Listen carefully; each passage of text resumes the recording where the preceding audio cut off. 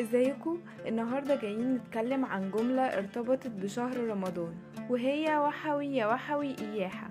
فيا ترى الجملة دي جت منين؟ بعض المؤرخين قالوا ان الجملة دي بترجع للمصريين القدماء، كانوا بيستخدموها في استقبالهم للملكة إياح حتب او قمر الزمان ملكة مصر، اللي شجعت جوزها ومن بعده أولادها على طرد الهكسوس من مصر. وبالفعل ابنها الأصغر الملك أحمس نجح في ده، فحصلت على شعبية كبيرة بين المصريين، وبقوا يخرجوا يحيوها بمصابيح مضيئة وهم بيرددوا جملة وحوي يا وحوي إياحة.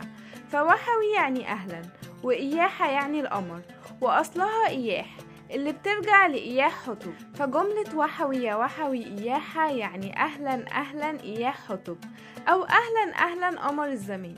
وفي بعض المؤرخين التانيين قالوا إن المصريين كانوا بيحتفلوا بالقمر في مطلع كل شهر بجملة وحوي يا وحوي إياحة، يعني أهلا أهلا بالقمر. والموضوع استمر معانا لغاية دلوقتي، بس بقينا نقولها في وداع شهر شعبان والفرحة باستقبال شهر رمضان. واتعملت أغنية مفيش بيت مصري ما يعرفهاش، وبتتوارثها الأجيال لغاية دلوقتي. وأيا كان قصتها ايه وجت منين، فهتفضل وحوي يا وحوي من أحلى جمل وأغاني رمضان وبس.